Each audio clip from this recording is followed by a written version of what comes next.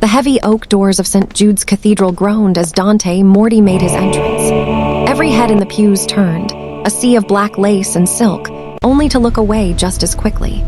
The air wasn't filled with the scent of lilies, but the suffocating weight of their pity. Dante moved with a controlled intensity, his jaw carved from granite, but the slight limp in his stride was a signal to the sharks. The king was bleeding. Bianca stood at the altar, her designer veil catching the filtered sunlight like a spiderweb. She had chosen this moment with the precision of a master assassin, maximum audience, maximum destruction. The rival families, the corrupt senators, the loyal capos, they were all here to see a wedding. Instead, they were about to witness an execution. She cleared her throat, her voice amplified by the cathedral's speakers. I refuse to marry a man who is only half the Don he used to be. Like this video, subscribe to this channel for more exciting stories. The silence that followed was so absolute, it felt like the building had run out of air. Even the altar boys stood frozen. Dante's hands remained perfectly still at his sides, his dark eyes fixed on the woman who was supposed to be his future. But everyone in that room could feel the tectonic shift, the crumbling of an empire built on 3 generations of Morty blood. The Morty name used to mean power, Bianca continued, her voice dripping like poisoned honey. But I cannot in good conscience bind my future to a dynasty that can no longer stand on its own feet. I'm not a nurse, Dante. I'm a queen. And you're just a fading shadow. A ripple of cruel, jagged laughter broke out from the Valerius family pews. Dante's jaw tightened, a single vein throbbing in his temple. His consigliere moved to intervene, but Dante raised one gloved hand. Stop. Bianca removed her 5-carat diamond ring and let it fall. The clink of the metal against the marble floor echoed through the cathedral like a death knell. She turned and walked out the side door without looking back. Dante stared at the discarded ring, but he wasn't looking at his loss. He was looking at the woman in the red suit approaching him from the shadows of the nave. The vultures are already picking at the bones, Dante, Serafina whispered, her voice a calm anchor in the chaos. But they forgot one thing. A wounded lion doesn't need a nurse. He needs a partner who knows exactly where to aim the gun. The heavy oak doors of St. Jude's Cathedral didn't just close. They groaned on their hinges, the sound reverberating through the hollowed-out silence like the slamming of a tomb. Outside, the city of Rome hummed with life, indifferent to the assassination of a legacy taking place within these consecrated walls. Inside, the air was thick with the scent of expensive lilies and the metallic tang of cooling blood, Dante Morty's blood, metaphorically spilled across the white marble aisle. Dante stood motionless at the altar, a towering figure in a bespoke black suit that seemed to absorb the flickering candlelight. His slicked-back hair reflected the glow of the chandeliers, but his eyes, dark, piercing, and usually as unreadable as a midnight sea, were currently fixed on the spot where his life had just fractured. The ring Bianca had discarded lay several feet away, a 5-carat insult that mocked the 3 generations of Morty power it was supposed to represent. He could feel the weight of 300 stares pressing into his back. In the front pews, the Morty capos sat in stunned, rigid silence, their hands twitching toward the concealed weapons beneath their jackets. Behind them, the vultures had already begun their feast. It started as a murmur, a low tide of whispers that quickly rose into a turbulent sea of judgment. Did you see his face? A senator's wife whispered, not nearly quietly enough. It's the limp, a rival underboss from the Valerius family replied, his voice laced with a cruel, jagged satisfaction. Ever since that hit in Sicily, he hasn't been the same. Bianca was smart to get out before the ship sank. A man who can't even walk straight shouldn't be leading the commission. Dante's jaw tightened, the muscle leaping beneath his light stubble. He didn't turn around.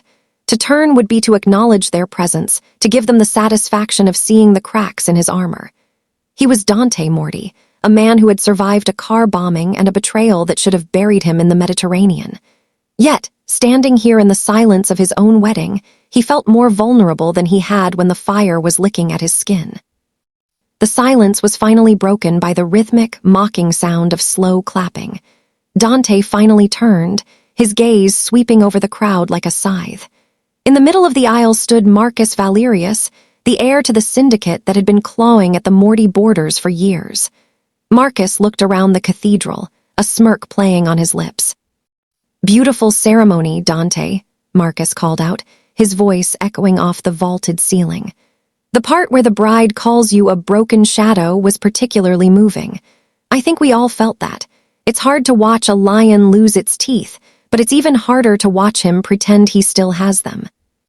Dante's second-in-command, Luca, stepped forward from the shadows of the altar, his hand disappearing into the breast of his tuxedo. The tension in the room spiked to a breaking point. One word from Dante and the cathedral would become a slaughterhouse. The guests knew it. The rival families knew it.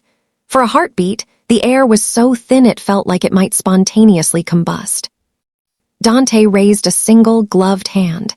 The gesture was small, controlled, and utterly dominant. Luca froze instantly, the habit of obedience stronger than the urge for revenge. "This is a house of God, Marcus," Dante said, his voice a low, gravelly baritone that carried to the furthest corners of the room. It was the first time he had spoken since Bianca walked out, and the sheer authority in his tone caused the murmurs to die an instant death. "Even you should respect the sanctity of a man's mourning." "Mourning?" Marcus laughed, stepping closer, his expensive loafers clicking on the marble. "Is that what we're calling it? I call it a vacancy. The streets have been talking, Dante. They say the Morty are soft. They say you spend more time with your doctors than with your soldiers. Today the world saw they were right. You aren't a Don anymore, you're a liability." The words were a calculated strike, designed to provoke a reckless reaction. Marcus wanted Dante to lash out, to prove he was unstable and unfit to lead. But Dante only stared at him, his expression an ice-cold mask. The humiliation was a physical weight, a suffocating pressure in his chest, but he wouldn't let it show. He couldn't. As Marcus turned to lead the exodus of guests, the cathedral began to empty. It wasn't a dignified departure. It was a retreat from a sinking vessel. The politicians left first, shielding their faces from potential cameras. Then the friends who had accepted Morty favors for years. Finally, the capos shuffled out, their heads low, the shame of their leader's rejection clinging to them like soot. Within minutes, the great hall was empty, save for Dante and the ghost of the life he was supposed to start. The hundreds of white roses that lined the pews now looked like funeral arrangements. The silence was no longer heavy. It was hollow. Dante let out a breath he didn't realize he'd been holding. He reached down and picked up the ring. It felt light, insignificant. He thought of Bianca, the way she had looked at him with such clinical disgust. She hadn't seen the man who had rebuilt their shipping empire or the man who had protected her family from ruin. She had only seen the cane he hid in the vestry and the way he favored his left side when he grew tired. She had seen a weakness she could leverage for a better offer. He felt a shadow move near the back of the cathedral.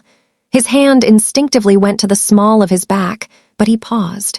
This shadow didn't move like a soldier. It moved with a grace that was fluid and intentional. Out of the gloom of the nave stepped a woman. She wasn't wearing the black lace of the other mourners. She was dressed in a sharp, tailored power suit the color of freshly spilled arterial blood. Her deep brown skin was luminous against the stark white of the marble, and her natural curls were pinned back in a way that spoke of both elegance and battle readiness. She didn't look at the discarded flowers or the empty pews. She looked directly at Dante. She didn't look at his leg, and she didn't look at his scars. She looked at his eyes. "It's a lot of space for one man," she said, her voice calm and resonant, carrying none of the pity that had been suffocating him for the last hour. Dante straightened his posture, his hand falling away from his weapon. "The show is over, Miss Vale. You're late for the execution."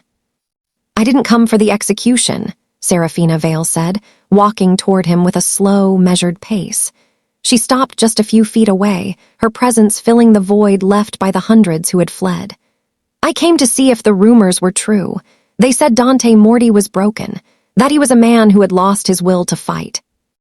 Dante stepped down from the altar, the slight unevenness of his gait more pronounced now that the adrenaline was fatting. He stood before her, a head taller, his intensity enough to make a lesser person flinch. "And what is your verdict?" Serafina tilted her head, her gaze sweeping over him. She saw the rage he was hiding, the brilliance behind the pain, and the calculated mind that was already planning 3 moves ahead despite the chaos. "I think," she said softly, "that they've made a catastrophic mistake. They think you're a fading shadow, Dante. They don't realize that shadows only grow longer as the sun goes down." She reached into her jacket and pulled out a leather-bound folder, the same one he had seen in the whispers of the underworld, the forensic files of the Vale estate. She didn't offer him a hand to hold. She offered him a weapon.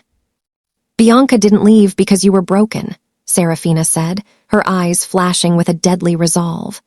"She left because she was bought, and I know exactly who signed the check. You need a wife to stop the coup that's coming at dawn. I need the Morty Reach to burn down the people who destroyed my father. The altar is already warm, Dante. Why let a perfectly good cathedral go to waste?" Dante looked at the woman in red, then at the folder, then at the heavy doors Marcus Valerius had walked through. The Morty reputation was shredded. His name was a joke in the streets. But as he looked into Serafina's fearless gaze, the ice in his veins began to thaw into something much hotter. The wedding was over. The war had just begun. The heavy silence of the cathedral was no longer empty. It was charged, vibrating with the sudden presence of a woman who looked like she had walked straight out of a fire without a single singe on her skin. Serafina Vale stood in the center of the aisle, her red suit a defiant gash of color against the cold, gray stone and the discarded white lilies of a failed union. Dante watched her, his fingers tightening around the edge of the folder she had placed between them. He knew the name Vale. 5 years ago, the Vales had been the architects of the underworld's financial infrastructure, the invisible hand that moved the city's wealth. Then came the scandal, the suicide of her father, and the systematic erasure of their name. Seeing her here, standing in the ruins of his own reputation, felt like a collision of 2 fallen stars. "You speak of coups and checks, Serafina," Dante said, his voice regaining that low, dangerous resonance that had once commanded the commission. "But the world thinks your family is a ghost. Why should I trust a ghost to haunt my enemies?" Serafina didn't flinch.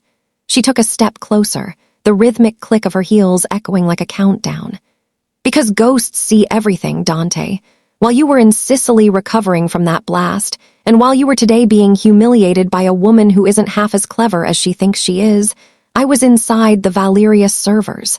I wasn't just watching them, I was counting their breaths." She leaned against the mahogany pew, her posture relaxed but her eyes sharp, predatory. "My father didn't kill himself. He was eliminated because he found a hole in the city's tax revenue, a hole the Valerius syndicate is using to fund a private army. They didn't just want your territory, Dante. They wanted your seat on the council to legitimize that army. Bianca was never your fiancée. She was their Trojan horse. She's been siphoning your liquid assets into offshore accounts for 6 months. If you check your primary reserve tonight, you'll find it's as empty as this church." Dante's blood ran cold. He thought of the subtle delays in his shipments, the odd bank errors his accountants had mentioned, and the way Bianca always insisted on handling the charity gala finances. The pieces of the puzzle clicked into place with a sickening snap. He had been so focused on his physical recovery, on proving he could still stand, that he hadn't noticed the ground being dug out from under him. "And what exactly is a forensic accountant with a vendetta doing at a mafia wedding?" Dante asked, his eyes narrowing. "You could have gone to the authorities. You could have vanished with what you know." "The authorities are the ones who signed the death warrant for my father," she replied, her voice dropping to a whisper that felt like a blade. "And vanishing is for people who are afraid. I want my seat back. I want the Vale name cleared, and I want to watch Marcus Valerius lose everything he's stolen. But I can't do that from the shadows. I need a shield. I need the Morty Reach, the Morty soldiers, and most importantly, I need a man who is desperate enough to listen to a woman's mind, instead of just looking at her face." Dante felt the familiar surge of his old self, the strategist who saw the world in terms of leverage and debt. He looked at her, truly looking past the striking beauty and the bold red suit. He saw a mind that functioned like a high-speed processor, a spirit that had been forged in the same furnace of betrayal as his own. "You're proposing a marriage of convenience," Dante stated. A contract, my muscle for your mind. More than that, Serafina corrected, standing tall. I'm proposing a merger. You are the muscle, yes. You are the fear that keeps the streets quiet, but I am the precision. I am the one who will find every cent they've stolen and use it to buy the very people they think they own. By dawn, your capos will hear that you didn't lose a bride. You traded up for a partner who brings the Valerius ledger with her. It stops the coup before it starts. It turns your weakness into a strategic retreat. Dante moved toward her, his cane forgotten for a moment as he relied on the sheer force of his will. He stopped inches from her, his presence a towering shadow. If you're lying to me, Serafina, if this is just another play by the syndicate, I won't just leave you at the altar. I will bury you under it. Serafina didn't move. She didn't blink. She reached up, her hand steady as she adjusted the lapel of his tuxedo, a gesture that was both intimate and an assertion of power. If I were lying, Dante, I would have worn black. It's a much better color for a funeral. I wore red because tonight we're going to paint this city in it. The air between them was electric, a mixture of cold calculation and a sudden, unexpected spark of mutual recognition. They were both broken in the eyes of the world, one physically, one socially. But standing together in the dim light of the cathedral, they looked less like victims and more like the beginning of an apocalypse. "Luca!" Dante roared, his voice shattering the remaining silence. His second-in-command appeared at the side door instantly, his hand still near his weapon, his face pale. "Yes, Don Dante." "Tell the men the wedding is back on," Dante said, never taking his eyes off Serafina. "But the bride has changed, and call the registrar.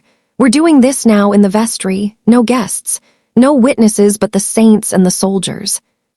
Lucas stared at Serafina, his mouth opening in shock. "But boss, the veils, the scandal."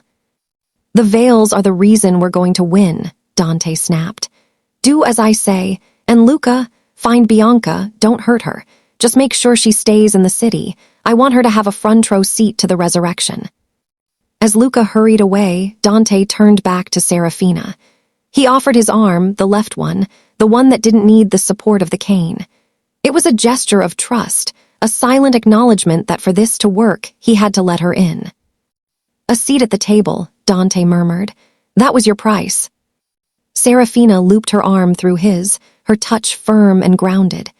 "At the head of the table, Dante. Don't mistake me for a silent partner." "I wouldn't dream of it," he replied, a ghost of a smile finally touching his lips, the first since the world had tried to break him. They walked together toward the vestry, the sound of their footsteps finally in sync. The cathedral bells began to toll again, but this time they didn't sound like a funeral. They sounded like a warning. The Morty lion hadn't lost his claws. He had simply found a way to sharpen them into something the city would never see coming. The contract was signed in the dim light of the back room, witnessed only by the smell of old paper and the flickering of a single candle. As the priest, shaking and confused, pronounced them husband and wife, Dante looked at Serafina and saw not just an ally, but a weapon. And for the first time in months, the pain in his leg felt like nothing compared to the fire in his heart. The woman in the shadows had stepped into the light, and she had brought the dawn with her. The vestry of St. Jude was a cramped, claustrophobic space that smelled of ancient incense and damp stone, a far cry from the sprawling opulence of the cathedral's main hall. The light was dim, provided by a single flickering candle and the gray, late-afternoon sun filtering through a high, barred window. There were no flowers here, no music, and no applause. The only witnesses were a trembling priest whose hands shook as he leafed through the sacramental register, and Luca, whose face remained a mask of disciplined disbelief. Dante stood at the small wooden altar, his presence filling the room with a cold, jagged energy. Beside him, Serafina was a pillar of scarlet fire. The contrast was striking, his dark, brooding intensity meeting her sharp, luminous defiance. They didn't look like a couple in love. They looked like two generals signing a non-aggression pact on the eve of a world war.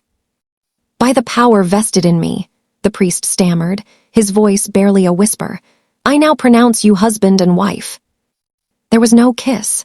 Instead, Dante took the heavy gold signet ring from his pinky finger, the seal of the Morty Dawn, and placed it on Serafina's finger. It was too large, sliding loosely against her skin, but she gripped it with a firm, steady hand. It wasn't a symbol of affection, it was a transfer of authority. "It's done," Dante said, his voice flat and final.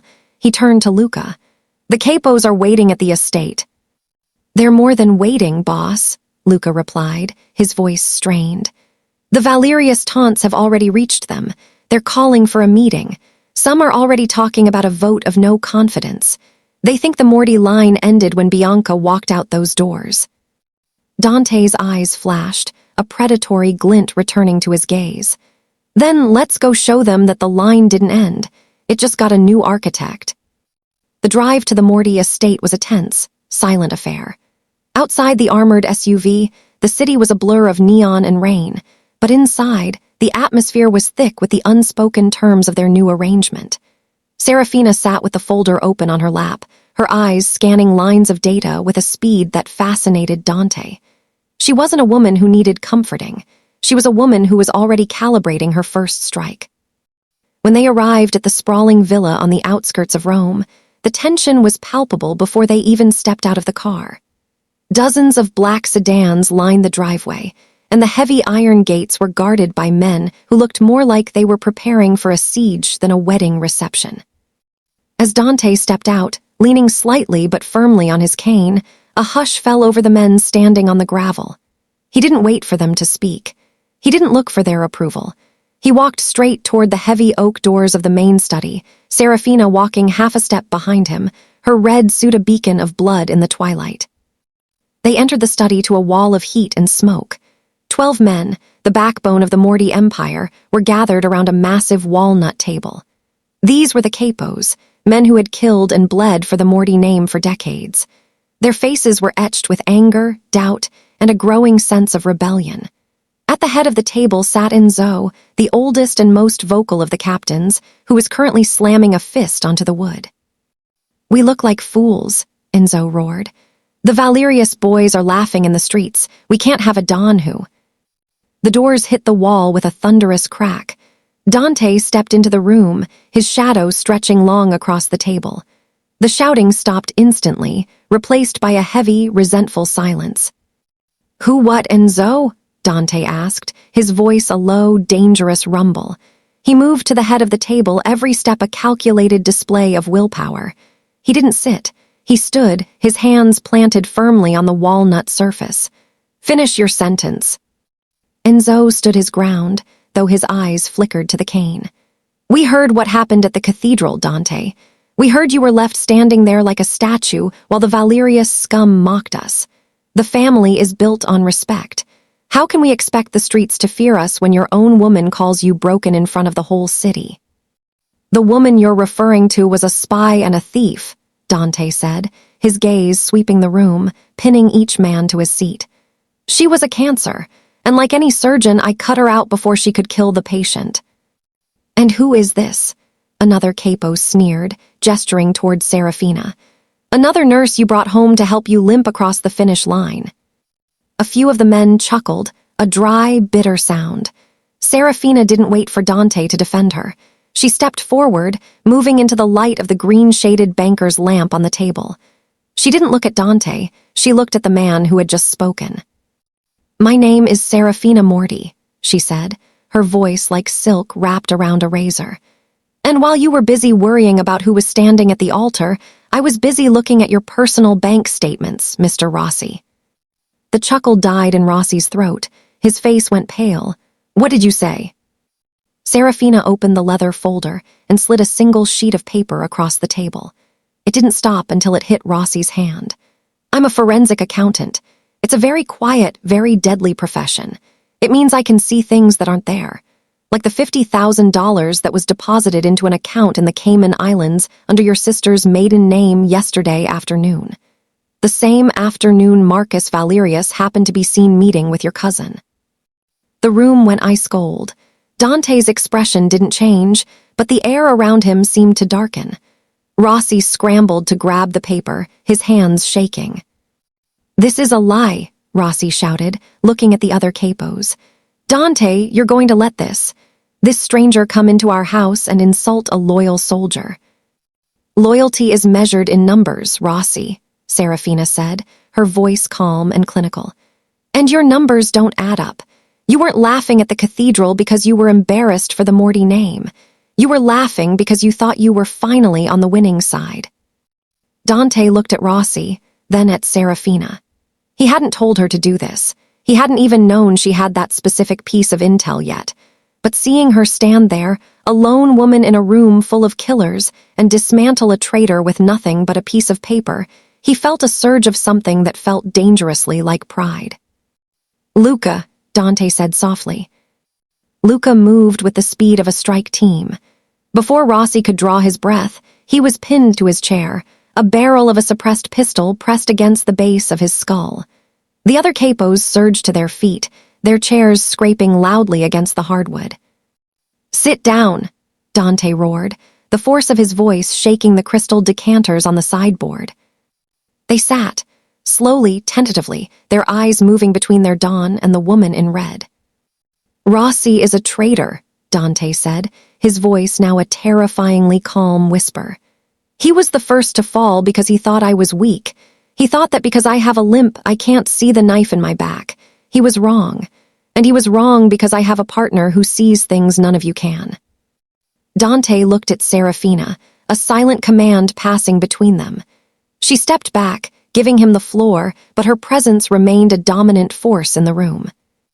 This is my wife, Dante told his inner circle, his hand gripping the back of his chair so hard the wood groaned.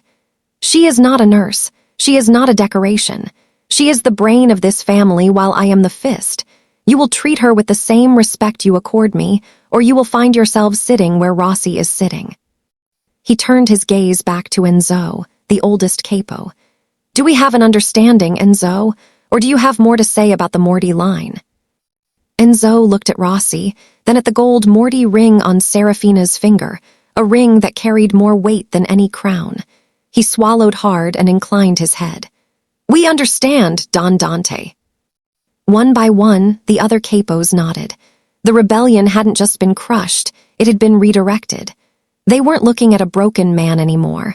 They were looking at a power couple who had just turned a public execution into a private purge. Good, Dante said. He finally sat down at the head of the table, his cane leaning against the velvet upholstery. He looked at Serafina, who took her place at his right hand. Now, my wife has some very interesting things to tell you about the Valerius Syndicate's payroll. I suggest you listen closely, because by this time tomorrow, we're going to be the ones doing the laughing. As Serafina began to speak, her voice steady and commanding, Dante watched her. The ceremony in the vestry had been cold and private, but here, in the heart of his empire, the vows of steel were truly being forged. They were no longer two strangers with a common enemy. They were a dynasty in the making, and the city was about to find out exactly how much damage a lion and a queen could do when they stopped playing by the rules. The study at the Morty estate was no longer a room for cigar smoke and whispered threats. It had been transformed into a digital war room. Multiple monitors glowed against the dark wood paneling, their blue light reflecting in Serafina's focused eyes as she sat surrounded by stacks of ledgers and encrypted tablets. Dante stood by the window, silhouetted against the rising moon, his silhouette still and imposing. The air was thick with the scent of bitter espresso and the low hum of cooling fans, the sound of a modern empire being dissected piece by piece. Serafina's fingers flew across her keyboard with the precision of a concert pianist. She wasn't just looking for missing money, she was looking for the pulse of a betrayal. The problem with men like Marcus Valerius, she murmured, her voice cutting through the hum of the room, is that they believe digital tracks can be erased. They think the cloud is a place where secrets go to die. But every scent leaves a ghost, Dante, and I've spent the last 6 hours hunting them. Dante turned from the window, his cane tapping rhythmically against the Persian rug. He watched her work, still marveling at the sheer intensity she brought to a spreadsheet. To his capos, power was found in the barrel of a gun or the weight of a fist. To Serafina, power was a decimal point in the wrong place. What have the ghosts told you? Dante asked, moving closer to the desk. Serafina leaned back, rubbing her neck, but her gaze remained fixed on a scrolling list of transactions. It's worse than we thought. This isn't just a jilted bride taking a settlement. Bianca didn't just steal from your personal accounts. She opened a backdoor into the Morty logistics firm. She wasn't just taking money. She was rerouting the flow of your legitimate businesses to fund the very people trying to kill you. She highlighted a series of complex wire transfers. Look at this. Since the bombing in Sicily, 15% of your shipping revenue has been diverted through a shell company called Lumina Holdings. From there, it's broken down into smaller, untraceable amounts and paid out to a private security firm in Milan. A firm that on paper doesn't exist, but in reality, it's a mercenary group currently being used by the Valerius syndicate to harass your docks. Dante's jaw tightened. I'm paying for my own execution. Exactly, Serafina said, her eyes flashing with a cold, intellectual fire. But here is the twist. Bianca isn't smart enough to set this up. She has the greed, but she doesn't have the technical literacy. Someone inside your inner circle, someone with administrative access to the primary server, has been holding her hand. They used her as the face of the theft so that if you ever found out, you'd blame your unfaithful wife and stop looking. Dante felt a cold fury settle in his bones. It was one thing to be attacked by an enemy, it was another to be bled dry by a parasite. I already caught Rossi tonight. You think there are more? Rossi was a distraction, Serafina said, standing up and walking over to a large physical map of their shipping routes pinned to the wall. She pointed to a specific hub in Naples. Rossi was taking kickbacks, small-time greed, but this is structural. The person doing this isn't just a traitor, they're an architect. They're building a new world on top of yours, using your bricks and your mortar. She turned to face him, her expression softening just enough to show the gravity of the moment. Dante, the audit isn't just about the money anymore. It's about the soul of this family. If we don't close this leak tonight, the Valerius syndicate won't even need to fire a shot at the masquerade ball. They'll just wait for your bank accounts to hit zero and watch your soldiers walk away because their checks stopped clearing. Dante looked at the screens, seeing the blue lines of data as the veins of his empire. He realized then that his physical injury had made him blinkered. He had been so obsessed with his ability to lead a charge that he had forgotten that modern wars are won in the ledgers long before they reach the streets. Can you trace the architect? He asked. I'm already in their system, Serafina replied, a small, dangerous smile touching her lips. They think they're watching us, but I've mirrored their connection. Every time they check the balance of Lumina Holdings, they're pinging a server I've set up as a trap. I just need 1 more hour to confirm the IP address. Once I have it, I won't just know who it is, I'll have the keys to their accounts too.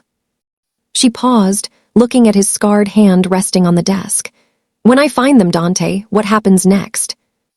Dante's gaze was as cold as a winter morning in the Alps. When you find them, we don't just stop the leak, we reverse the flow. I want every cent Marcus Valerius thinks he has to be drained into our accounts. I want him to realize he's broke before he even realizes he's been caught. He reached out, his fingers brushing against hers on the desk. It was the first time they had touched since the vestry, and the heat of the contact was startling. You told me you needed a shield, Serafina, but you're proving to be the sharpest sword I've ever held. Serafina didn't pull away. She met his gaze with a steady, fearless intensity that made the chaos of the last 24 hours feel like a distant memory. I told you I didn't want a seat at the table to be a decoration, Dante. I'm here to rebuild what they broke, including you. The moment was interrupted by a sharp beep from the primary monitor. Serafina turned back to the screen, her eyes widening as the data finalized. I have it. The IP address isn't coming from the Valerius estate. It's coming from inside this house. The guest wing. The room Bianca was staying in before the wedding. Dante's eyes darkened. She's still here. No, Serafina said, her fingers blurring across the keys as she pulled up a hidden log. The room is empty, but the hardware is still active. There's a hidden transmitter in the vanity mirror. It's been broadcasting your private conversations and your financial data directly to Marcus's phone for months. Dante's hand went to his cane, his knuckles white. The betrayal wasn't just financial, it was intimate. Every word of comfort he'd shared with Bianca, Every moment of vulnerability during his recovery had been recorded and served to his enemy like a feast. "Shut it down," Dante commanded. "Not yet," Serafina countered, her voice sharp. "If we shut it down, they'll know we're onto them. Instead, we're going to feed them what they want to hear. We're going to tell them that the Morty family is panicked, that you're liquidating assets to flee the country. We'll make them so overconfident that they'll walk right into the trap we're setting for the gala." Dante looked at his new wife, truly seeing the deadliest ally the title had promised. She wasn't just protecting him, she was weaponizing his ruin. "The audit of blood," Dante murmured, repeating the phrase she had used earlier. "I like it. It sounds like the beginning of an end." "Or the beginning of a reign," Serafina corrected. She hit a final key, and the screens turned from blue to a deep, menacing red. "The trap is set, Dante. Marcus Valerius thinks he's about to inherit a kingdom.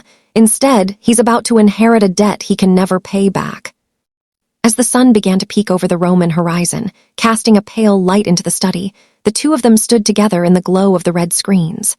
The world still thought Dante Morty was a broken man standing in the rubble of his life. They didn't know that in the silence of the night, a new empire had been coded into existence, one that didn't just rely on fear, but on a brilliance that was far more lethal. The audit was over. The collection was about to begin. The following evening, the Teatro dell'Opera di Roma was a shimmering beacon of gold and velvet, a place where the city's elite gathered to see, and more importantly, to be seen. It was the premier event of the social season, and under normal circumstances, it would have been Dante Morty's victory lap following his wedding. Instead, it was supposed to be his wake. The paparazzi gathered at the foot of the grand staircase were not looking for a celebration. They were looking for the sight of a broken dawn hiding from the world. When the black Morty limousine pulled up to the curb, the flashbulbs ignited in a frenzied, blinding storm. The door opened, and Dante stepped out. He didn't hide. He stood tall, his black tuxedo tailored so perfectly it looked like armor. He held his silver-headed cane with a grip of iron, but he didn't lean on it with the desperation of a wounded man. He held it like a scepter. Then, he reached back into the car and offered his hand. Serafina emerged, and for a moment, even the shutter clicks faltered. She was a vision of lethal elegance in a floor-length gown of deep, shimmering crimson, the color of power, of blood, and of a revolution. Her deep brown skin was offset by a necklace of raw, uncut rubies that caught the light like burning coals. She didn't walk with the practiced, fragile grace of the socialites. She moved with the confident stride of a woman who owned the ground she stood on. She didn't just stand by Dante's side, she anchored him. "Stay close," Dante murmured, his voice a low vibration meant only for her. "The sharks are already in the water." "Let them come," Serafina replied, her gaze fixed forward, her smile as sharp as a diamond. "I'm the one with the cage." As they climbed the stairs, the whispers began. It was a cacophony of shock. They had expected Dante to be in hiding, nursing his pride in the dark. They certainly hadn't expected him to show up with a woman who looked like she could command an army. Near the top of the landing, the crowd parted to reveal the very source of the scandal. Bianca stood there, draped in a gown of shimmering, innocent silver, surrounded by a court of admirers and the ever-present Marcus Valerius. She held a flute of champagne, her laughter ringing out across the foyer, until she saw them. The laughter died. Bianca's face went pale, her eyes darting from Dante to the woman on his arm. Beside her, Marcus's smirk wavered, his eyes narrowing as he took in the sight of the broken man standing straighter than he had in months. The paparazzi sensed the kill and surged forward, microphones extended like bayonets. A reporter from a major Italian daily pushed to the front. "Don Morty, a comment on your sudden marriage? Is this a desperate move to save the family reputation after the disaster at St. Jude?" Dante's jaw tightened, but before he could speak, Serafina stepped forward. She didn't shout, she didn't have to. Her voice was calm, clear, and carried the weight of absolute authority. "A disaster?" Serafina asked, her gaze landing on the reporter with the weight of a physical blow. "I suppose from the outside, losing a liability can look like a loss, but in the Morty family, we call it an upgrade." Bianca's grip on her champagne glass tightened until her knuckles turned white. She stepped forward, her voice high and brittle. An upgrade.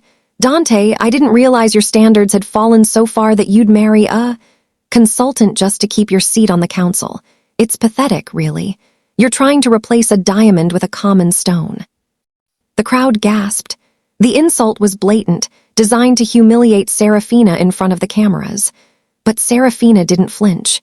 She laughed, a low, melodic sound that made Bianca look frantic by comparison.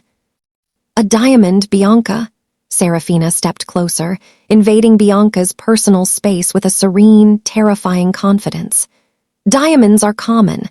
They're compressed carbon shining things that shatter under the right pressure. You were a decoration Dante wore to show he was following tradition. But tradition nearly got him killed. Serafina's eyes raked over Bianca's silver dress, her expression one of mild, clinical pity. You talk about standards, yet you spent the last 6 months funneling Morty assets into offshore accounts linked to the Valerius syndicate. You didn't leave the altar because you were concerned for his legacy. You left because the audit was closing in, and you knew your time as a parasite was up. The foyer went silent. The reporters turned their cameras toward Bianca, whose face was now a frantic mask of red and white. That's a lie. You have no proof of that. I don't just have proof, Bianca, Serafina said, her voice dropping to a deadly, conversational whisper that the microphone still managed to catch. I have the IP addresses. I have the digital signatures. I have the logs of every midnight call you made to Marcus Valerius while you were lying in a bed Dante paid for. You weren't a bride. You were a poorly disguised industrial spy. And frankly, you weren't even very good at it. Marcus Valerius stepped in, his hand going to Bianca's waist, his voice a snarl. Watch your tongue, woman. You're talking to a lady. Dante stepped forward then, his presence like a dark cloud blotting out the sun. He didn't use his cane to lean. He planted it between himself and Marcus like a boundary line. She is talking to a thief, Marcus. And if I were you, I'd be more concerned with the fact that your merger with the Morty accounts has just been identified as grand larceny by the Internal Revenue Service. Serafina smiled at Marcus, a look of pure, intellectual triumph. Oh, didn't Bianca tell you? When she tried to transfer the final $30 million this morning, she wasn't sending it to your Milan account. She was sending it to a charitable foundation for the victims of organized crime. I believe the donation was made in your name, Marcus. It's already been processed. The tax receipt should be arriving at your estate any minute. The shock on Marcus's face was the highlight of the evening. He looked at Bianca, his eyes filled with a sudden, murderous rage. Bianca looked like she wanted to melt into the marble floor. The red power play was complete. In the span of 3 minutes, Serafina had not only defended Dante's honor, but had publicly branded his enemies as thieves and incompetents. If you'll excuse us, Serafina said, turning back to the crowd and the cameras with a regal incline of her head. The opera is about to begin, and unlike some people here, we actually appreciate a good performance. We've seen enough amateur theater for one night. Dante offered his arm, and Serafina took it. They walked through the center of the foyer, the crowd parting like the Red Sea. They didn't look back at the wreckage they had left behind. They didn't need to. As they settled into the Morty private box, the lights in the theater dimmed. Dante leaned toward her, his hand covering hers on the velvet railing. That was more effective than a firing squad. A firing squad leaves a mess, Serafina whispered, her eyes glowing in the darkness. A public dismantling leaves a vacuum, and now, Dante, we're going to fill it. Dante looked at his wife, the woman he had married in a cold vestry less than 48 hours ago. He realized then that he wasn't just standing again, he was flying. The world had tried to bury him, but they had accidentally given him the one thing he needed to conquer it.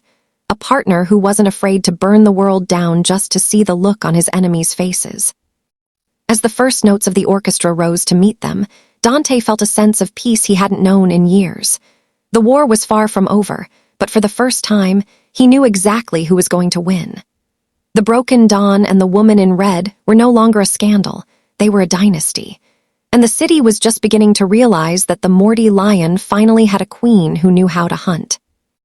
The adrenaline from the opera had begun to simmer into a low hum of anticipation as the Morty motorcade pulled away from the glittering lights of the Teatro dell'Opera. Inside the armored interior of the lead SUV, the air was cool, scented with the faint musk of Dante's cologne and the lingering spice of Serafina's perfume. They sat in a comfortable, albeit charged, silence. Dante stared out the tinted window at the blurring Roman streets, his hand resting atop his cane, while Serafina checked a small, encrypted tablet one last time. "You took a massive gamble back there," Dante said, his voice cutting through the hum of the tires. "Dismantling Bianca in public didn't just humiliate her, it backed Marcus into a corner. A cornered animal doesn't negotiate, Serafina. It bites." Serafina didn't look up from her screen. If he didn't bite, he wouldn't be Marcus Valerius. We needed to flush him out of the shadows of the bank accounts and back into the light where we can see him coming.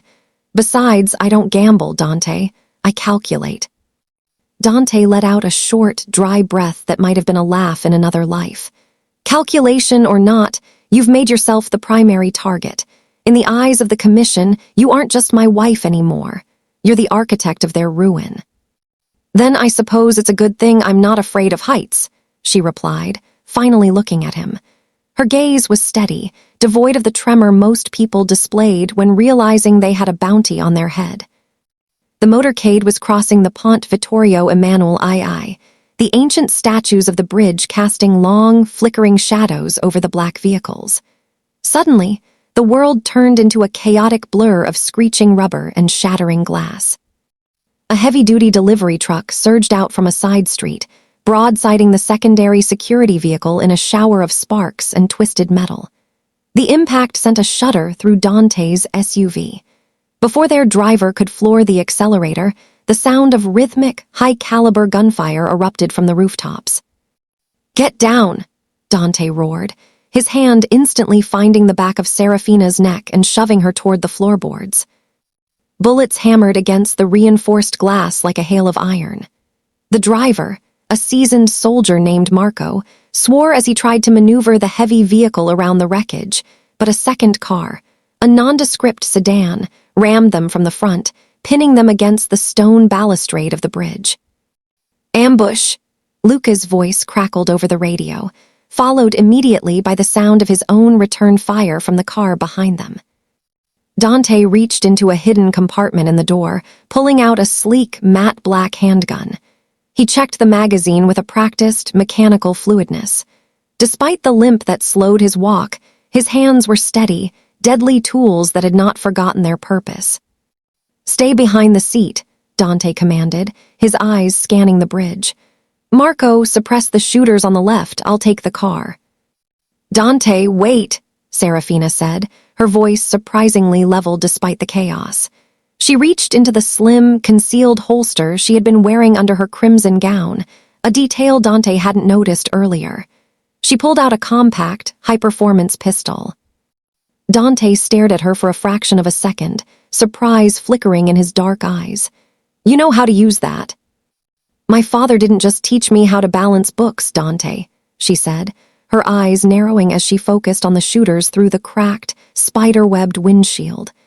"He taught me that an accountant who can't defend her assets is just a victim waiting to happen." A shadow moved near the hood of the car, a Valerius hitman in tactical gear, raising a submachine gun. Dante prepared to fire, but he was a split second behind. Crack, crack. 2 rounds echoed within the cabin. The hitman slumped over the hood, a perfect pair of holes blooming in his chest. Dante blinked. It wasn't just that she had fired, it was the grouping. It was surgical. "Left pillar, 60 yards, Serafina called out, not waiting for his praise. Dante didn't hesitate. He trusted her voice instantly. He leaned out the window, his large frame providing a stable platform as he picked off a second shooter attempting to flank them. The bridge was a cacophony of sirens, gunfire, and the roar of engines.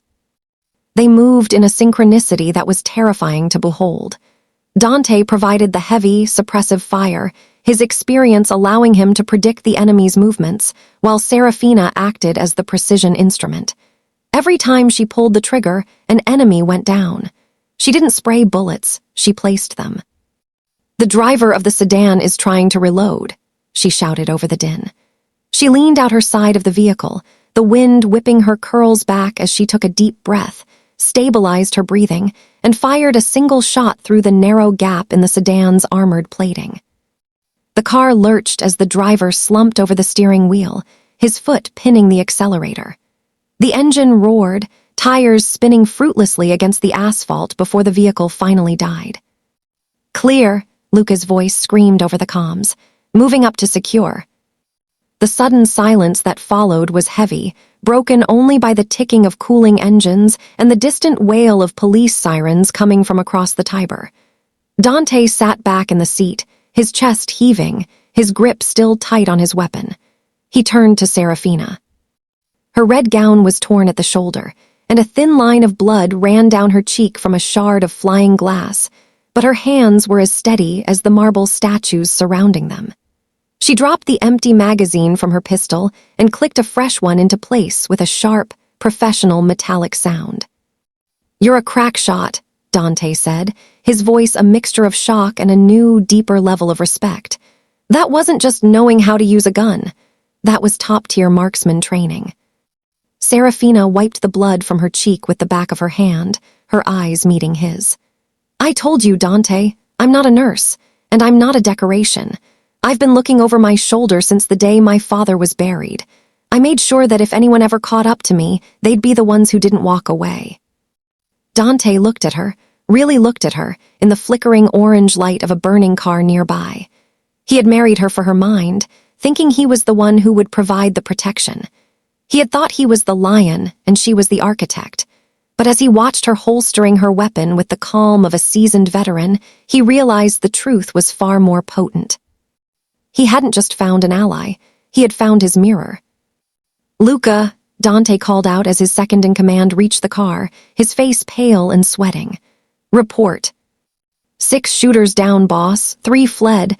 They had Valerius tattoos just as we suspected. They were waiting for us." Luca looked at Serafina, then at the fallen hitman on the hood of the car, then back at her. Did you do that, Mrs. Morty?" Serafina didn't answer. She simply stepped out of the car, her heels clicking on the bridge despite the glass and debris. She smoothed her dress and looked at the carnage with a detached, analytical gaze. "They were clumsy, Luca.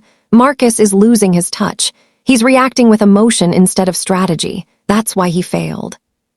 Dante stepped out beside her, leaning on his cane, but his posture was no longer that of a man under siege. He stood tall, his presence radiating a dark, renewed power. He looked at the bodies on the bridge, then at the city skyline. "The first strike has been made," Dante said, his voice a low promise of vengeance. "Marcus thinks he can scare us back into the shadows. He thinks a wounded Don and a consultant are easy prey."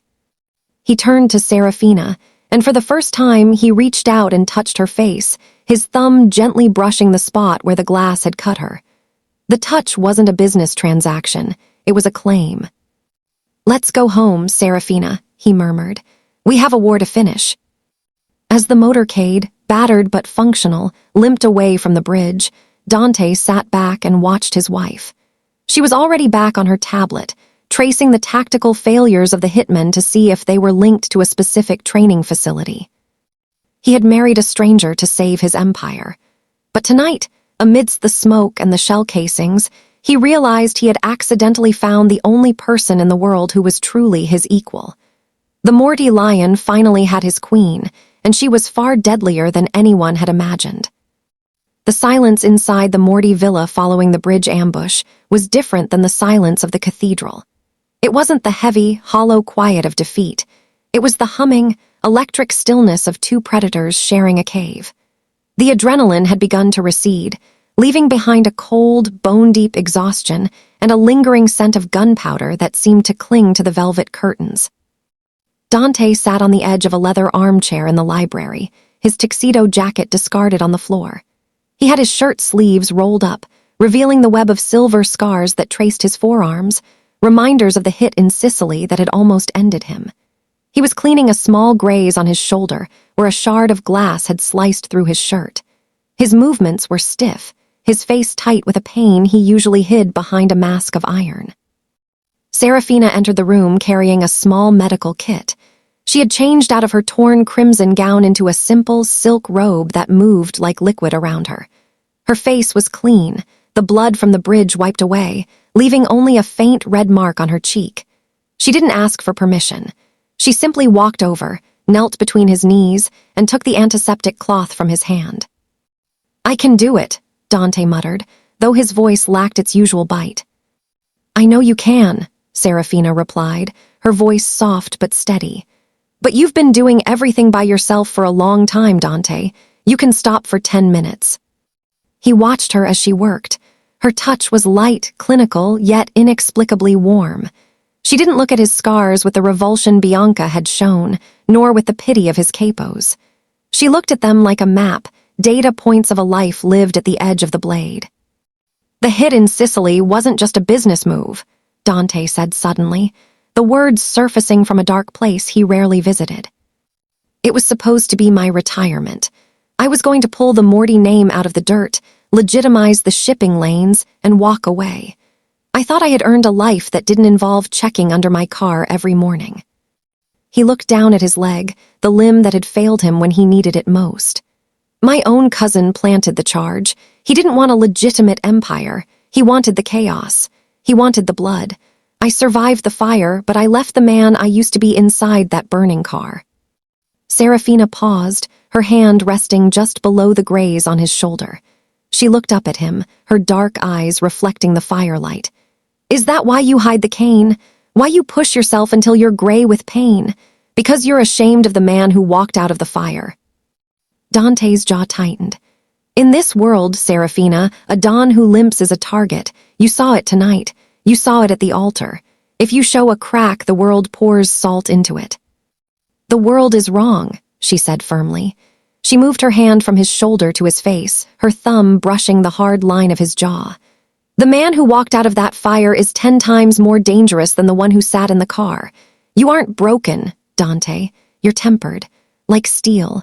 You had to lose the illusion of safety to find the reality of power." Dante reached up, his hand closing over hers. For the first time, it wasn't a gesture of command or a move in a game of strategy. It was a reach for connection. "And you? What did you lose in the fire, Serafina? You talk about the Veil name like it's a crusade, but I see the way you look at the ledgers. You aren't just hunting Marcus. You're trying to find something you lost." Serafina's gaze flickered, a rare moment of vulnerability crossing her features. She sat back on her heels, her hand remaining in his. "I lost my voice. When my father was framed, everyone I thought was a friend turned their backs. They didn't just take our money, they took our truth. I spent years being the invisible girl in the back of the room, the one who did the math while the men played God. I realized that in this city, the truth doesn't matter unless you have the power to scream it." She looked at the gold Morty ring on her finger, still a bit loose, catching the light. "I didn't marry you just for protection, Dante.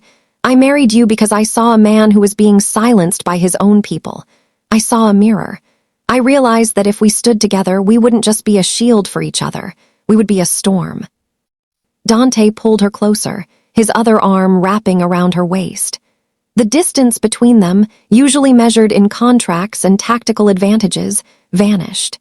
He rested his forehead against hers, the heat of her skin a grounding force against the ghosts of his past. "I spent months thinking I was standing alone in a tomb," Dante whispered. "Even with Bianca, I was solitary. She wanted the crown, but she hated the weight of it. She hated the man underneath it." "Then she was a fool," Serafina murmured.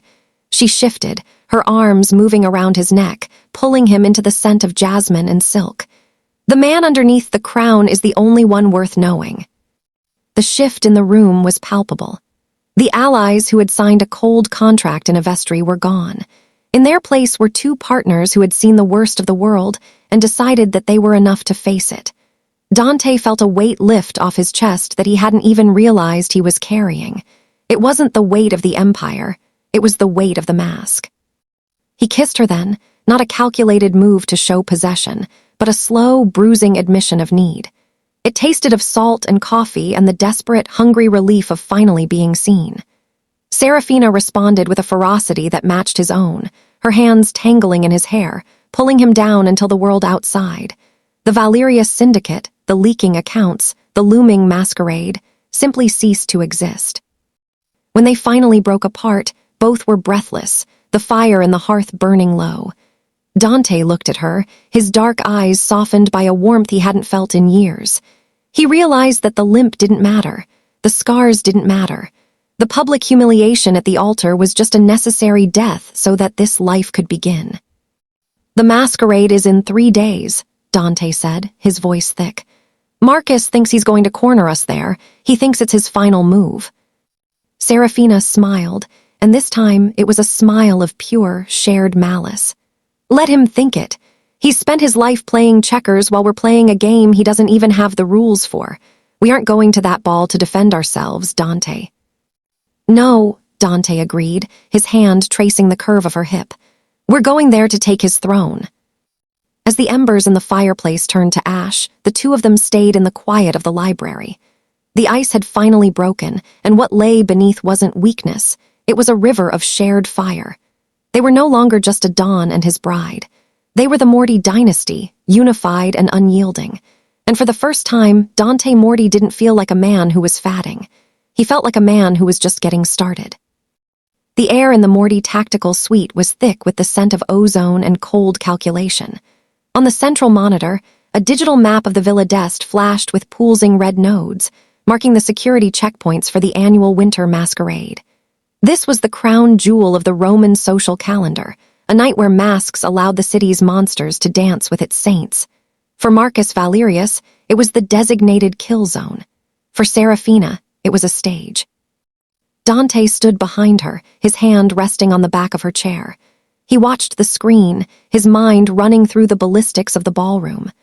"Marcus has tripled his security detail for the night," Dante noted, his voice a low vibration. "He's bringing in contractors from the north. He isn't just planning to humiliate us this time, Serafina. He's planning to end the Morty name under the cover of the fireworks." Serafina didn't look up from the rolling lines of code. She leaned back, her natural curls haloed by the blue light of the monitors. "He's predictably brutal, Dante. He thinks that because he has the most guns, he owns the room. But Marcus forgot that guns are expensive, and mercenaries are only loyal to the person who knows their secrets." She tapped a key, and a private dossier appeared on the screen. The face of a man in his mid-50s, sharp-featured and nervous, stared back at them. "Meet Paolo, Marcus's head of logistics, and his primary link to the offshore accounts Bianca was feeding. For 20 years, he's been the one who hides the bodies and the bribes." "Paolo is a Valerius zealot," Dante said, his brow furrowed. "He'd walk into a fire for that family." "He would," Serafina agreed, a small, predatory smile playing on her lips. "Unless he realized the fire was already licking at his own feet.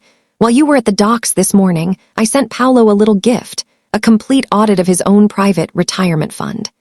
It turns out Paolo has been skimming a little off the top of Marcus's shipments for years, just enough to buy a villa in Tuscany and a quiet life for his daughter."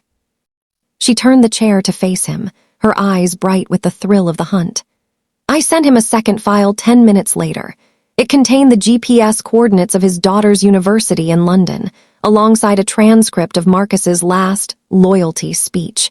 I gave him a choice. He could wait for Marcus to find out he's a thief and watch his daughter pay the price, or he could flip." Dante's eyes narrowed. The ruthlessness of her move was breathtaking. It was exactly the kind of move he would have made before the fire, cold, efficient, and devastating. "And he's ours," she whispered. "He spent 3 hours in a secure chat room with me this afternoon. He didn't just give me the security codes for the masquerade. He gave me the guest list for the private meeting Marcus is holding in the library at midnight. The meeting where Marcus plans to sign over your shipping lanes to the Sicilian Consortium." Dante felt the familiar pull of the adrenaline, the old warrior in him rising to meet the challenge. He looked at the map, seeing the trap not as a threat, but as an opportunity. "If we have Paolo, we have the house. We can jam their communications, isolate Marcus, and expose the Sicilian deal to the rest of the commission before the ink is even dry." "Exactly," Serafina said, standing up. She walked over to him, her silk robe rustling. She reached out, adjusting the collar of his shirt with a touch that was now second nature. Marcus thinks he's invited a broken man to a slaughter. He spent the last week laughing about your limp and your replacement bride. He's so blinded by his own ego that he hasn't even noticed the floorboards being replaced beneath his feet. Dante caught her hand, bringing it to his lips. The gold ring he had given her, the one that had been a cold business symbol, now felt like a brand of shared destiny. The commission will be there, the senators, the rival families. If we do this, there is no turning back. It's total victory or total ruin. We've already lived through ruin, Dante, she reminded him, her gaze fierce and unyielding. Tonight, we show them what happens when you try to bury two people who aren't afraid of the dark. The night of the masquerade arrived with a biting Roman chill. The Villa d'Este was transformed into a dreamscape of gold leaf, white roses, and flickering torches. At the entrance, a line of luxury cars disgorged the elite, all hidden behind intricate masks of lace, silk, and gold. When the Morty SUV pulled up, the atmosphere shifted. The whispers began immediately. Dante emerged first, wearing a mask of hammered silver that resembled a snarling lion. He moved with a measured, rhythmic gait, his cane striking the stone with the sound of a ticking clock. Then he reached for Serafina. She stepped out in a gown of midnight blue that seemed to hold the entire night sky. Her mask was a delicate arrangement of black feathers and obsidian, hiding everything but her eyes that were currently scanning the balcony for Paolo's signal. As they entered the ballroom, the music seemed to falter for a heartbeat. Marcus Valerius stood on the grand staircase, a gold sunburst mask covering his face. Beside him, Bianca was draped in white, looking like a ghost trying to reclaim its life. Marcus raised his glass toward Dante, a gesture that was meant to be a salute but felt like a taunt. He thinks he's won, Dante murmured under his breath as they began to move through the crowd. Let him, Serafina replied, her hand steady on his arm. The higher he climbs, the more air he loses. They danced, a slow, stately waltz that forced the crowd to move around them. Dante led her with a strength that defied his injury, his body moving in perfect synchronization with hers. To the onlookers, they were the picture of a tragic couple clinging to the remnants of their power. They didn't see the tiny earpiece nestled in Serafina's ear, or the way her thumb was rhythmically tapping a sequence into the small transmitter hidden in her clutch. Paolo is in position, she whispered as they spun near the library doors. The Sicilian delegates have just entered the room. Marcus is about to make his move. Then it's time we made ours, Dante said. They broke from the dance and moved toward the library, their movements shadowed by Luca and 4 other Morty soldiers disguised as catering staff. At the door, 2 of Marcus's contractors stood guard, their hands resting on the holsters beneath their jackets. Before they could speak, the lights in the hallway flickered and died. A high-pitched frequency screamed through the security radios, a digital attack Serafina had launched from her palm. In the confusion, Luca and his men moved with silent, lethal efficiency. The guards were neutralized before they could draw a breath. Dante looked at Serafina. She reached out and touched the electronic lock on the library door. A small device she had hidden there earlier glowed green. Paolo's codes had worked. Ready? She asked. Dante straightened his silver lion mask, the pain in his leg vanishing beneath the cold, pure heat of the hunt. He didn't need the cane to stand tall now. He was the Don of the Morty family, and he was about to reclaim his throne. Open it, he commanded. The doors swung inward to reveal Marcus Valerius standing at a desk, a pen in hand, surrounded by the most powerful and dangerous men in Italy. The air was thick with the scent of expensive tobacco and the stench of an impending betrayal. Marcus looked up, his sunburst mask reflecting the light of the fire. Dante, you're late for the party, but don't worry, I've already taken care of the paperwork for you. Dante stepped into the room, Serafina at his side, the midnight blue of her dress flowing like a shadow. The paperwork is invalid, Marcus. You can't sign for an empire that's already been foreclosed. As Marcus's men reached for their guns, every screen in the library, and every guest's smartphone in the ballroom outside suddenly ignited with the same image. The secret ledgers of the Valerius syndicate, the evidence of the skims, the bribes, and the Sicilian betrayal, all scrolling in a relentless, undeniable stream of blood-red data. The masquerade was over. The trap had been sprung.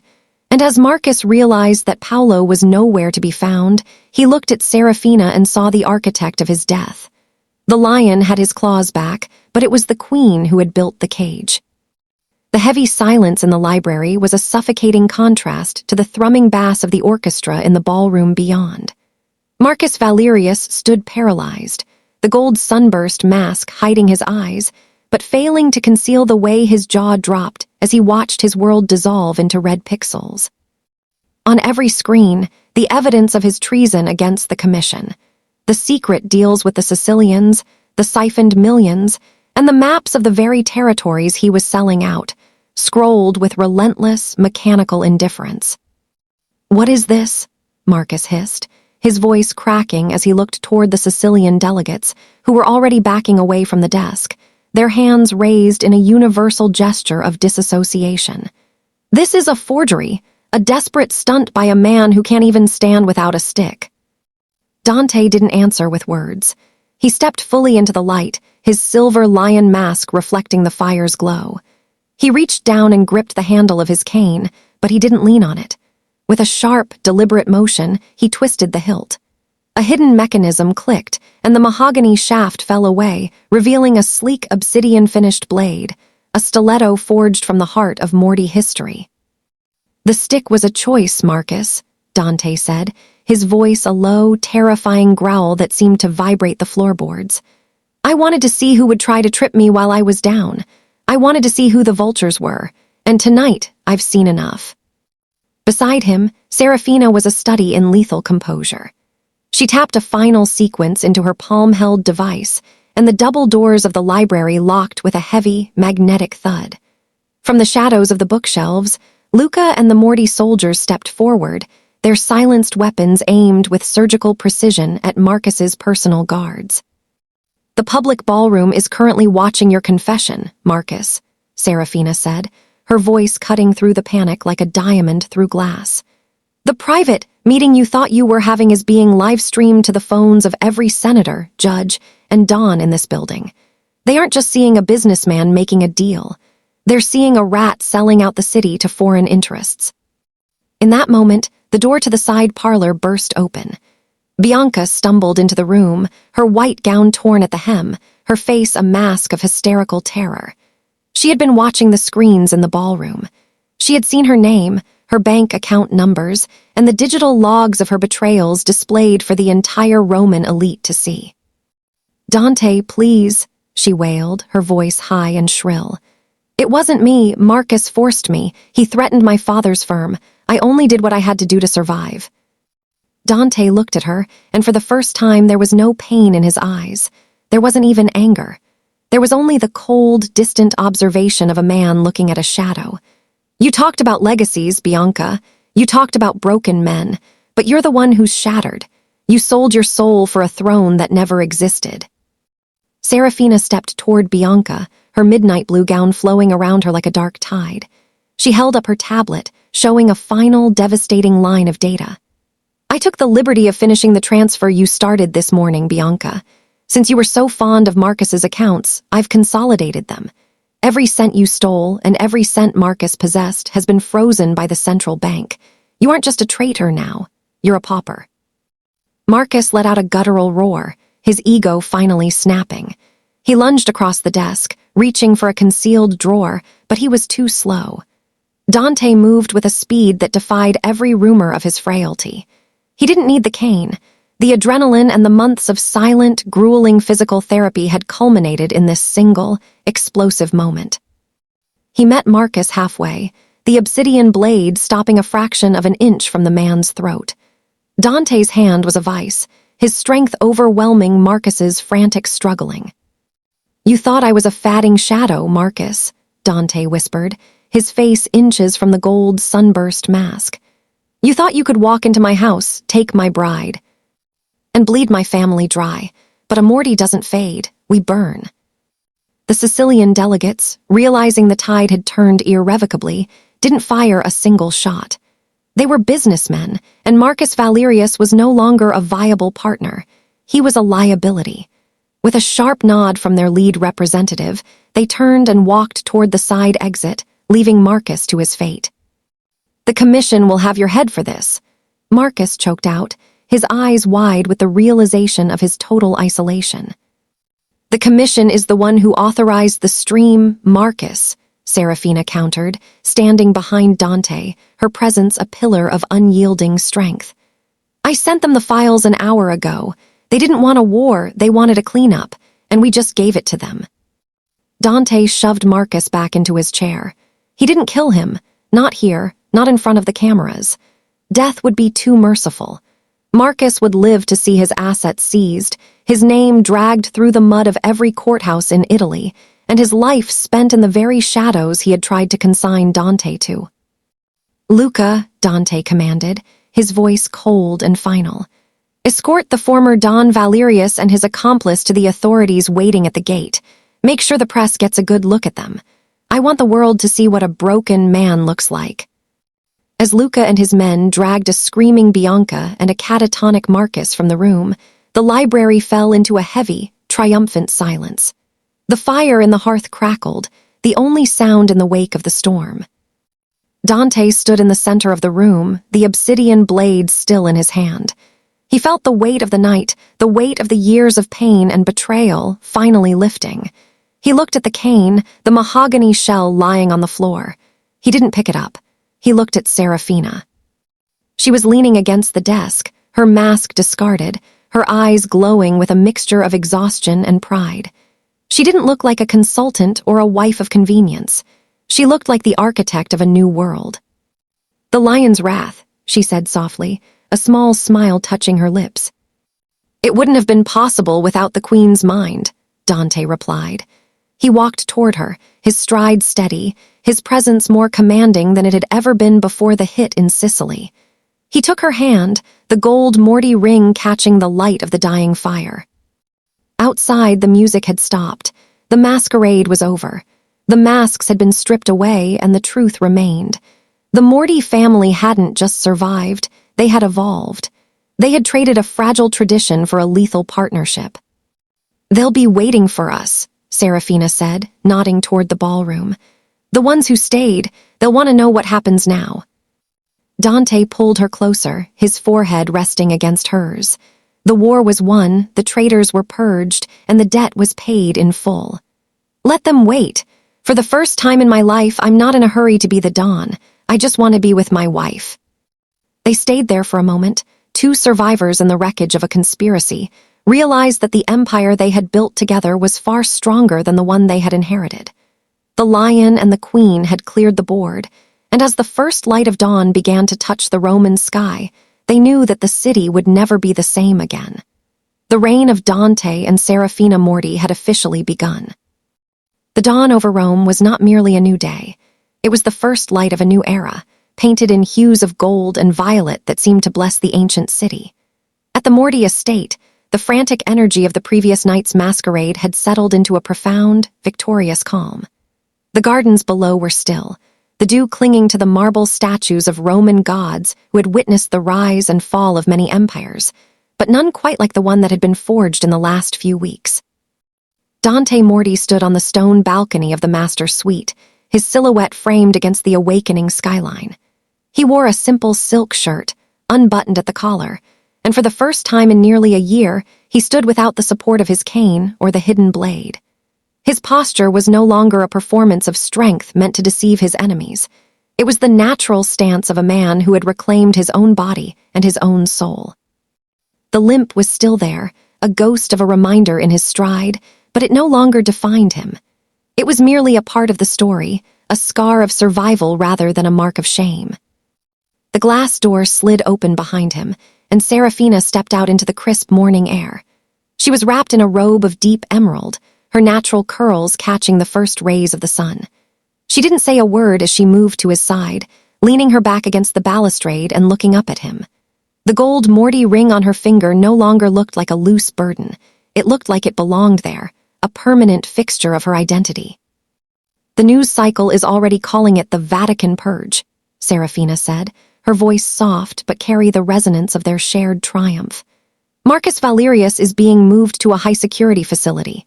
Bianca's father has officially disowned her to save his firm, though it won't matter. I've already initiated the takeover of their primary subsidiaries. By noon, the Valerius name will be a footnote in the financial archives." Dante turned his head to look at her, a faint, genuine smile touching his lips. It was a look he reserved only for her, a softening of the granite that the rest of the world still feared. "And the commission?"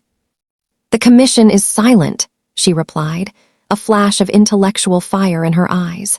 "They're too busy checking their own ledgers to see if I've left any backdoors open.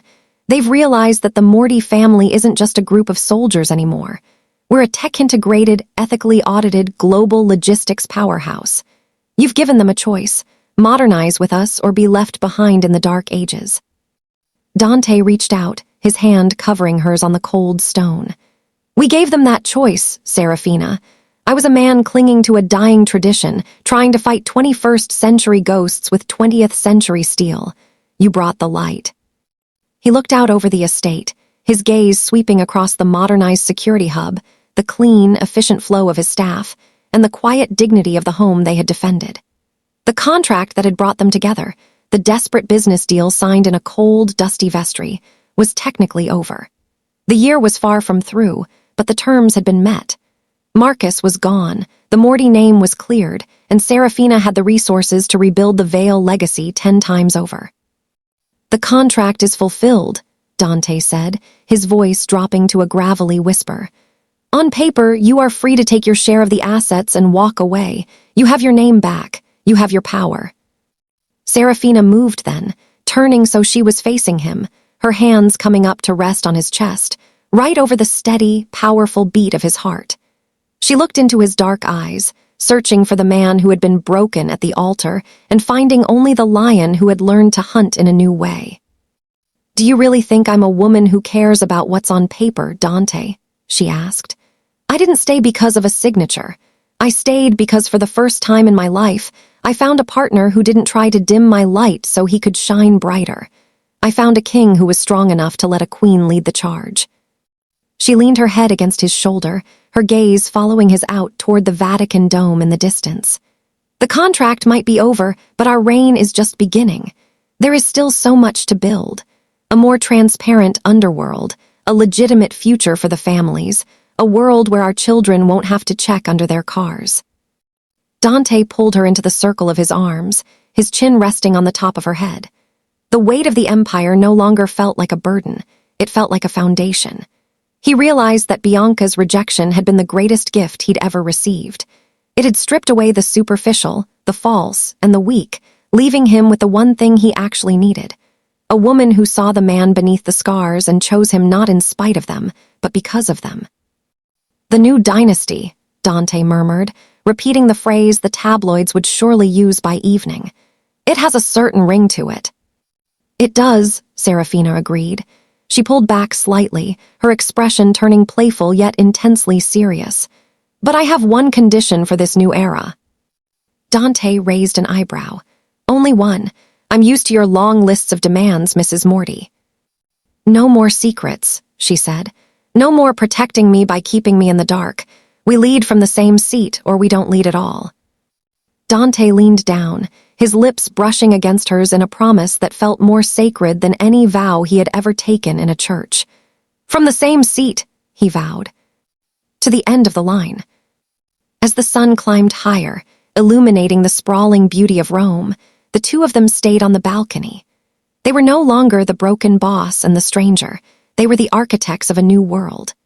The city below was waking up, unaware that its power structure had been irrevocably altered by a woman in a red suit and a man who had learned that true strength was found in vulnerability.